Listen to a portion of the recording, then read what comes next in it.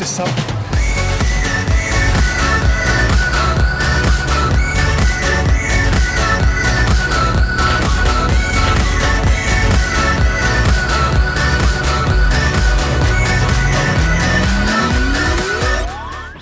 Well, good afternoon, boys and girls. It's Wednesday and my baby, she wants to go shopping. Got to keep the girl happy. Yeah, well, she said my sabai. She's okay. I think she's just, having one of those sort of things where it's always working. You know how it is. I think we all go through the fact that, after about maybe 6 months in a job, you start to get sick of working. Oh my God. But she does love her hairdressing. Anyway, we're going to head off to the Seacon Banquet to do a bit of shopping. I want to get something. You want to get something? Mm-hmm. You want to get something? Sure? Yeah. Yeah. I'm not shopping for a long time and I not buy everything. I just little bit because I just work hard and don't have time for pay YouTube channel which you must. It's now okay. Today I have time to come for take everybody YouTube knows that you're working. That they don't mind. Anyway, one of the things I was going to talk about today while we're wandering around the shops, so stay tuned, and that was to do with things to avoid in Thailand if you're going to live here, or even if you're visiting. Anyway, so stick around for that one. Maybe we can just give you a few clues. Yes, well, the girl's in her own element today. She's you want to know how to make Thai women happy? Take them shopping. You'll always be in the good books, yes? Yeah, so getting back to the 10 points I was going to raise today, I think the first one that comes to mind is raising your voice. It's something that us Westerners tend to do a lot because it's a Western thing to do. It goes alongside with road rage. People just sort of accept it. I think that's what really brought on the whole idea this morning. I was watching a video out of Thai Visa. Well, it's actually posted on YouTube. Again, it's made the news circuit where a BMW driver cut out from a left-hand street. It's just a side soy. Cut across 3 lanes of traffic into the centre lane. Right in front of this other guy, and the other guy just naturally just bipped his horn, that's an illegal move. You can't do that, right? Next thing you know, the BMW driver is chasing him down, right? Cuts across the lane, jumps into his car, and just he's lost it. Of course, he's in the wrong, but one of these things. It really comes down to this whole Thai losing face. The moment you raise your voice to a Thai person, right, you have lost the argument. You'll never win. And again, it's one of those sort of things. Try to avoid it at all costs. I really can't go into too much detail about it because I'm not Thai myself, and I don't know how to really find an English equivalent to really talk about the whole, gaining face, losing face sort of topic, but it's one of those sort of things that you will have to get used to. As a foreigner here in Thailand, you've got to always remember you're a guest, and being a guest here in the country, you really never want to raise any flags. Now, the only time I've ever really sort of raised my voice is when I've been driving, because God, the driving here is absolutely appalling. We're not going to talk and go into the whole, death rate. The death rate here in Thailand, I think, is one of those sort of things that they keep on coming up with these harebrained ideas that's going to improve the situation. But quite honestly, until they can actually solve this whole hierarchical, who's right, who's wrong, say gaining face, losing face issue, it's never going to be solved because. And then it's part of the problem with the police. The police actually do not feel like booking people for doing the wrong thing. Whereas in Australia, God, you throw a cigarette butt out the window, right, and in front of a police officer, you won't have one police officer booking you. You'll call for backup. for a cigarette butt. That's what it's like in Australia. But that's what you sort of get. So the whole idea of this thing with gaining face, losing face, and all that, I thought, well, what other things should we be talking about? As sort of clues as to how to really get along here and avoid trouble here, in Thailand. Probably one of the most common things that we sort of see that bites foreigners' arse is things like hiring scooters and watercraft. This is something that I see so many foreigners fall into traps for. The first thing I'd say here is if you don't have a motor vehicle licence that qualifies you for riding a motorcycle, don't hire one. Money talks here in Thailand, and of course, some of these hire shops never check. But the problem there is the fact that if you don't have a motorcycle licence and you fall in grief with those sort of things, you are going to be stuck with the bill. Right? You're going to be stuck with the medical bill, you're going to be stuck with the repair bill, you're going to be stuck with every bill, and the amount of people I hear being kicked out of the country because they've broken that particular sacred rule about not being qualified to ride a motorcycle in their own country, getting on a motorcycle, it's actually quite a serious issue. They will deport you. Of course, given the level of grief that's caused, So again, the scams that you get with the what are called the jet skis and things like that, the typical ones you hear, and I've actually sort of encountered it with friends myself. And that is, like, you don't know what a good watercraft is, and you get on it, and then you park the thing on the beach after your hour or whatever booking, and then they'll come and say, but this dent in the bottom of the boat wasn't there before we started. You did that. You have to pay up. Unless, of course, you're with a Thai who can sort of fully converse with Thai and knows how the whole situation works, avoid them at all costs. If you really want to ride on water skis, or on those jet skis and things like that, do it back in your own country. There's no real fascination. It's just a jet ski. Come on.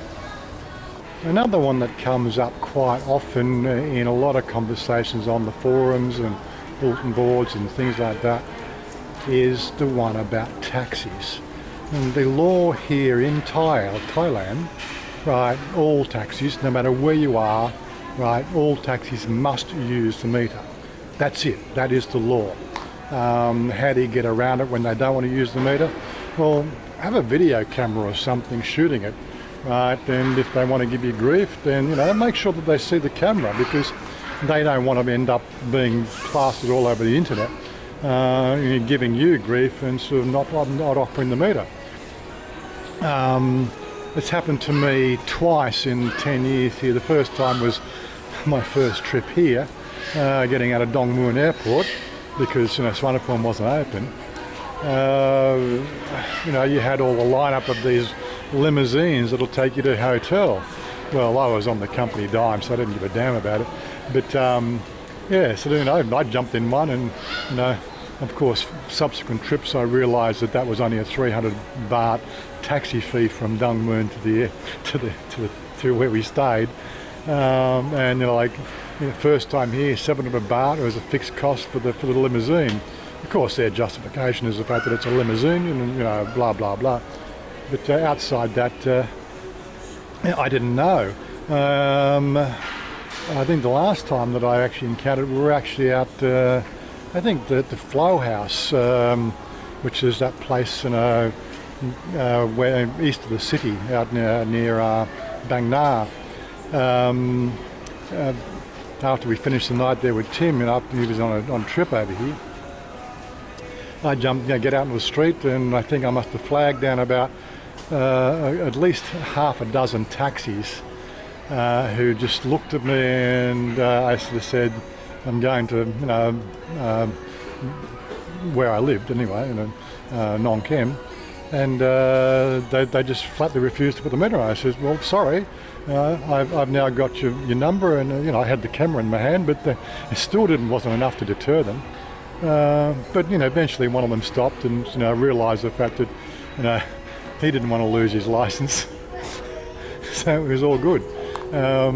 But yeah, they'll try it, and it depends on the location as well. If you're in a farang heavy zone and there's no police around, well, you're going to fall into it at some stage. All you got to remember is the fact that it is illegal, and if you don't know enough Thai, you're going to get trapped with it. But by all means, take my advice. If they start sort of saying no meter or start doing it, just get the next taxi, seriously. Of course, on the subject of taxis, there's another version of taxis which I think people just enjoy because it's very unique to Thailand and Asia, which is that three-wheel tuk-tuk thing. Oh my God. Yeah, there are no meters in that. That is a negotiated price. And you are going to fall, if you're going to take a tuk-tuk, you are going to fall into a number of traps with that.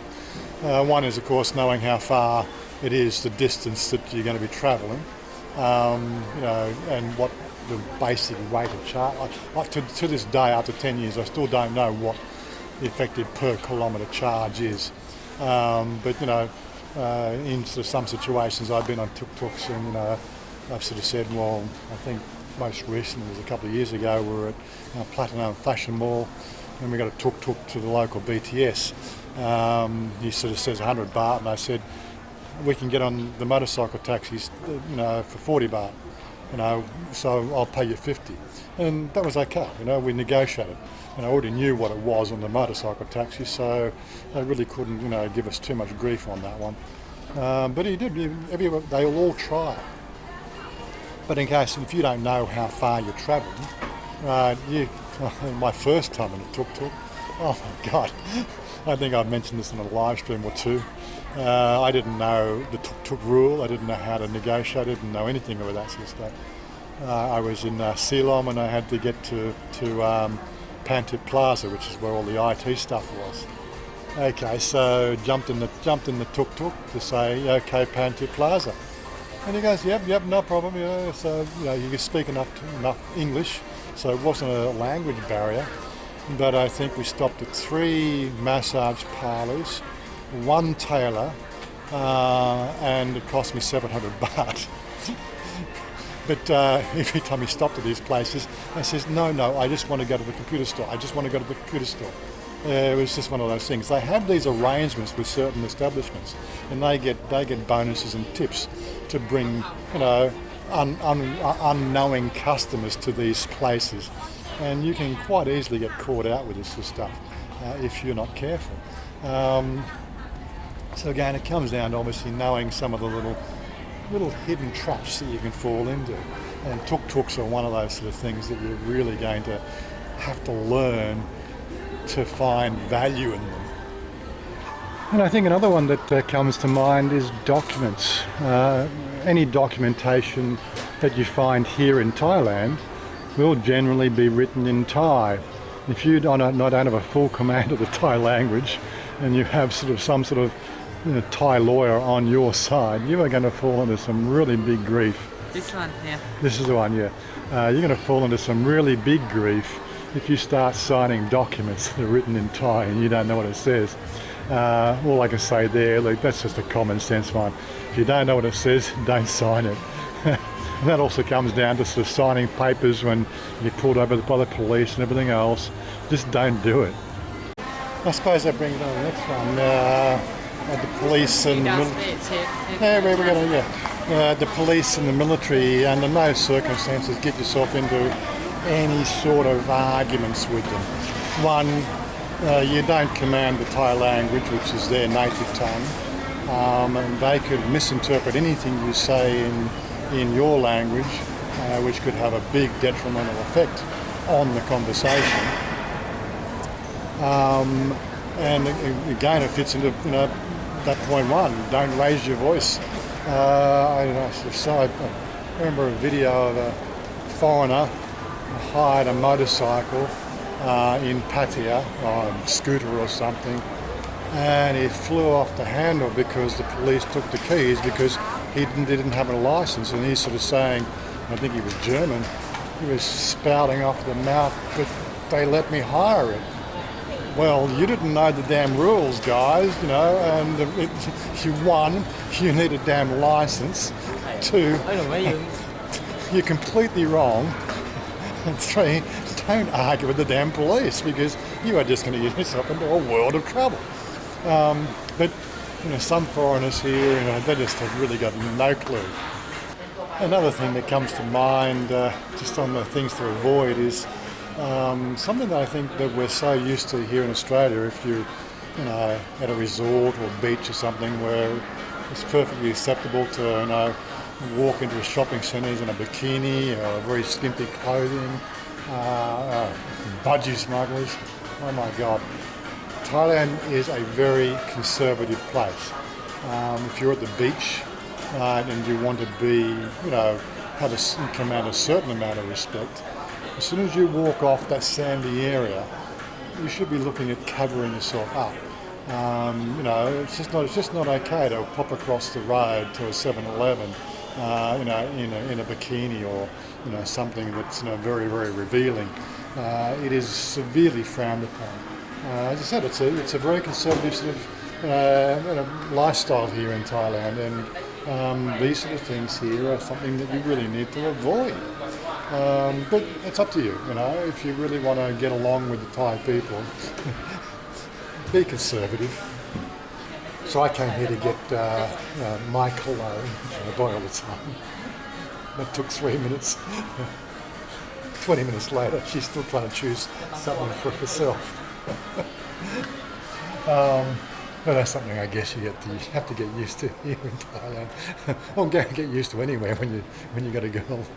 That's right. It was we were down at Patpong with Jono last week, and you know, those sort of places are synonymous with certain types of shows. It's okay to sort of go into the go-go shows and you know, get your wig on, you know, or whatever it is that you like doing. But one thing I would say to avoid is the ping pong shows. I really, to this day, first trip here to Bangkok, the chaperone or the guy that was setting up the office, I won't mention names, I think he watches the channel, so I want to be careful what I say. First night here, and he says, "Come on, let's go to Patpong." And next thing you know, like after a feed, I think it was, he says, "Look, I have to show you this place," and it was a ping pong show. And oh my God, seriously, it's first and last time. I really don't see what people see in that shit. It is like in sort of some level. Maybe I'm just a bit funny when it comes to this sort of stuff, but that show is something that really I don't find at all enticing, invigorating, or even sexy. It is actually, in my opinion, it's quite demeaning for the girls who do it, and there must be some decent money in it because there should simply be no shortage of the girls who will actually do that sort of show. But quite frankly, avoid it. The drinks, you know, like you might pay 180 to 200 baht for a drink in a what do you call it, a go-go show. When you're going to those places there, you're paying, you know, upwards of double of that because the shows are usually free, which is a big thing that seems to entice a lot of people in there. You know, show's free. Right, but then of course you start paying for the show in the price of your drinks. So all I can say is definitely something to avoid. So I guess that brings me to the next point. Obviously with the ping pong shows, definitely they're pretty much always got 2 or 3 bouncers on the door trying to usher you in because you know the type of show it is. But it brings me to that point number 9, which is any establishment that has the spruikers. We call them in Australia, we call them spruikers. I don't know if there's a similar name in other countries, but they're the people on the door that sitting there with the little tickets and encouraging you to come in to see the show. That goes for pretty much most of these establishments, the go-go shows and the bar scenes and everything else. Right? If the place is any good, right, they won't need to be ushering people in. And of course, as we've been saying recently, the tourist dollars are down and the places aren't being frequented anywhere near as much as they used to be. Use a little bit of common sense. If it's a bar, if it's got a lot of people there, it's probably a decent bar. If it's a closed door event, and they've got 2 or 3 guys in the front door, with tickets about how cheap it is and everything else like that, really sort of giving you that rundown of come on inside, you know how they do it. It's generally a good sort of sign that it's really not worth it. But I think most people that have travelled would know those sort of things anyway. So maybe I'm just preaching to the converted, but I do hear of it, every sort of so often that people just get caught with this sort of stuff, thinking it sounded good, getting aside, and completely getting let down, and generally finding the fact that they've bought more drinks than they've actually drunk. It happens all the time. And I think the last point I wanted to bring up is I love this one so much. The last point I got on my list of What things. do you want to eat? Don't know yet. Credit cards. We come from the West, we live on credit cards. Apart from the fact that I reckon everybody should just cut up their credit cards and not spend more money than you make, it's really sort of, Thailand is very much a cash society over here. Okay, there's surcharges you'll more than likely encounter when you're using credit cards.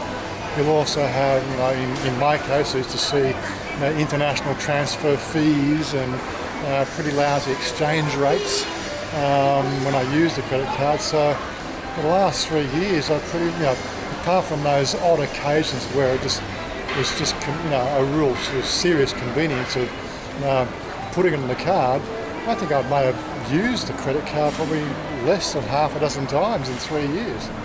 And that was just basically big ticket items. I think we bought the Yemslow motorcycles on a credit card. What chestnut or chestnut? What do you want? Pizza? You want KFC? You want to go upstairs? You want to go upstairs to eat? Upstairs, have something. Yeah, I know. Japan food. Have what do you call it? Santa Fe. I like Santa Fe. No. I like steak. You choose me, choose Santa Fe. I choose Santa Fe. Okay, thank you. Thank you. Anyway, so yeah, just again, it's just up to you. But I think the downside of using credit cards in a cash society is just something. It's just something you're going to have to, seriously think about. But again, this is 10 tips I really got off the top of my head. I did do a bit of thinking about them, but outside that, Come here, kebab. you might actually find those sort of things allow you to get along a Hey, lot my easier. kebab, come here. Anyway, so we're going to wrap it up here. Oh my God, Mum Yard. Boss. So big. What's this? Oh my God. Okay, Well, say goodbye. bye-bye, have to enjoy. Bye-bye. Anyway, so don't forget to hit that like, guys. If you're not already subscribed, hit that subscribe button. Drop some comments down below. I'm sure you got other things you can think of that we might make it into the next video on this particular topic.